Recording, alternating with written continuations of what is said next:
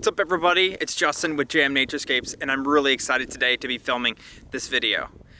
My friend and my printer, the guy that I print a lot of my photos from, he has let me borrow this. This is the brand new Viltrox 50mm 1.4 Pro lens. I've been searching for a really high quality 50mm lens for a while. The kit Sony 1.8 is actually pretty good when you stop it down to about 2.8 and is even better once you stop it down to about f4. So I'm going to be putting this Viltrox 50 1.4 to the test. I'm going to put up my tracker, but I'm going to keep the shutter speed relatively short, probably around 30 seconds, just to kind of get an idea of the star performance. And that's going to be pretty much it. I have actually been driving around for about 2 hours. The clouds are not cooperating, so I actually ended up back at home, which is really funny because the skies are clear here, but I really wanted to photograph the nice lighthouse that's about an hour south. The skies were supposed to be clear, but they ended up really not being today, which is kind of a bummer. So let's get to testing this brand new Viltrox 50mm 1.4.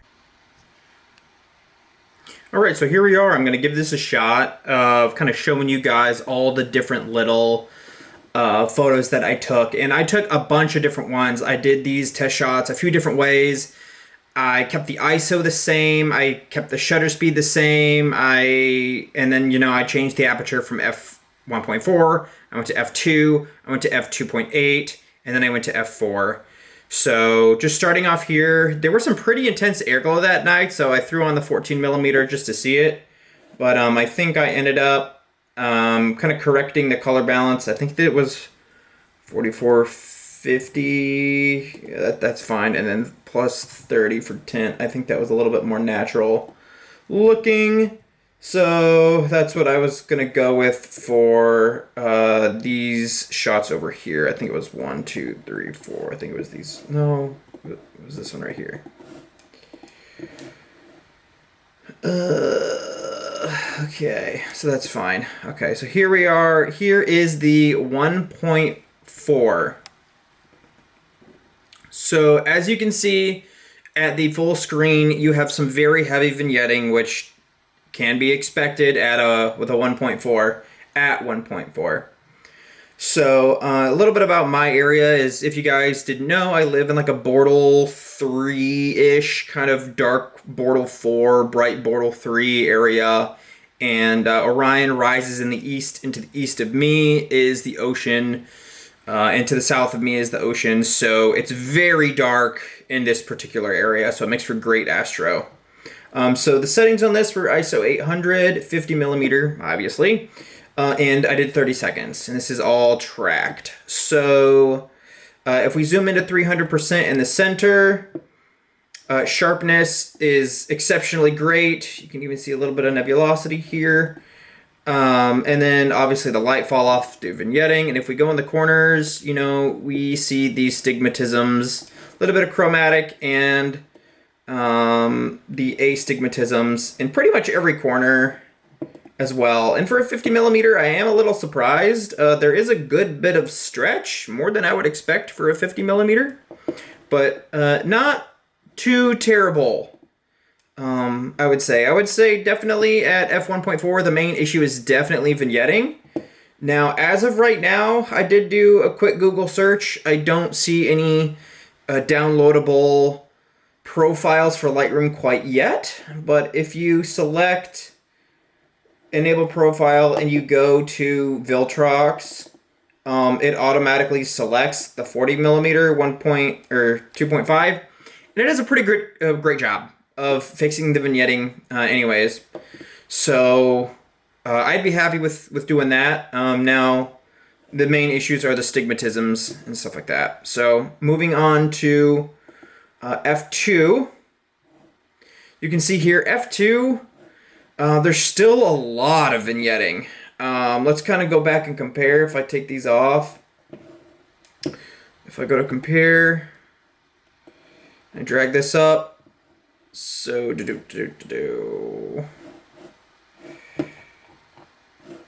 and this is the other thing that I noticed. I need to match all the exposure values to this. So I'm going to go to settings, match total exposure for all of them. But what I was very confused about is f1.4, 30 seconds ISO 800. f2, so why didn't this go to +1? That should be +1. That's very confusing. So now these should be equivalent. This is so confusing. Okay, hold on. Let me figure this out. Active, reference. No, reference, drag here. Active here. There. Okay, fixed. I love Lightroom sometimes. So on the right we have the f2, and then here we have the f1.4. We can see that the vignetting has been fixed pretty good, but I see like a pretty distinct ring here that seems to be lighter, a little bit darker in the center, and then darker in the fall off. So I'm not really sure what's going on there, but I did notice that is specifically at f2. And again, if I fix it by trying to use the profile correction for Viltrox, it does an okay job, again. I would think that this is probably a usable sub. Now, if I go to here, full screen on the f2 image, we go to the corners. They're okay. There's a little bit of stigmatism still, but honestly, with how good this lens is, I think this sweet spot here is likely, I would probably use this at f2. Like the corners, they're not perfect, obviously, but it's really not that bad. This lens is crazy sharp. Let me know what you guys think, because I am just hyper picky with my lenses and the way that they perform. But that's just me and the way that I pick my stuff. So now we're gonna move on to 2.8. As you can see, the vignetting has been fixed even further. So now we have 2.8 on the left, and we have, f2 on the left and 2.8 on the right. Vignetting is pretty good, just a little bit in the corners, and you can manually fix that too, or just use the button. But going to the corners, we're pretty much fixed. You're just about as good as it's gonna get. So you could either try f2 or f2.8, or maybe try somewhere in the middle. You could go 2.2 or 2.5. But otherwise, I think the sweet spot for this lens is probably 2.8. And then we go into f4. And our vignetting, except for like in the very, very, very tippy corners, is pretty much fixed.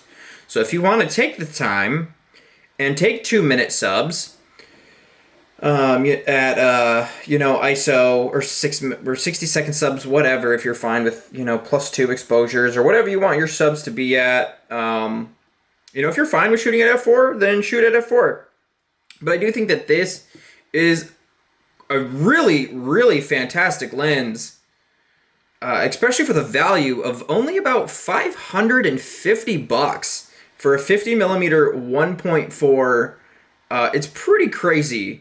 And not only that, it's got some really, really other nice features. Let me look them up real quick. Let's see. So obviously full frame sensor, 1.4 aperture. It has 15/11 elements. It has the VCM motor, which should be noted that when it's turned off and not connected to the camera, you'll kind of hear it kind of clank around a little bit, but it's that's normal for the VCM motors apparently. Focus breathing is great. The chromatic aberrations are pretty well controlled. You did see them a little bit in the 1.4, but honestly, it wasn't really that bad. It is a 77mm filter thread, so one particular thing that I noticed that is going to be an issue with the way that my stuff is currently set up is I have the Atoll ring bracket for my lens. It does not fit my bracket. So I would have to take it off, and it actually prevented me from doing a 50 millimeter mosaic of the Orion part of the Milky Way that I wanted to do, because I couldn't switch my camera into portrait orientation because it wouldn't fit in my bracket. So unless you have this type of bracket right here, or just a regular L bracket, if you have one of the full ring brackets, you just have to make sure that it is going to fit this particular lens, because it doesn't fit mine at all, which was pretty annoying to find out when it was 32 degrees out and I was trying to film this. Make sure that you also do the firmware update for this, because I have heard complaints that the lens is crap unless you do the firmware update. But once you do the firmware update, the lens is, as you can tell, pretty dang spectacular. And I'm really disappointed that I wasn't able to do a 50 millimeter like landscape mosaic the other night. But you know what? It is what it is. And I did want to show you guys some other things. So here are some edited shots. I'm going to go back to Adobe Color. Just to kind of show you, a little bit more of a stretched image. Try to bring out a little bit of nebulosity and whatnot. Now, my camera is stock. It's not Astro modified.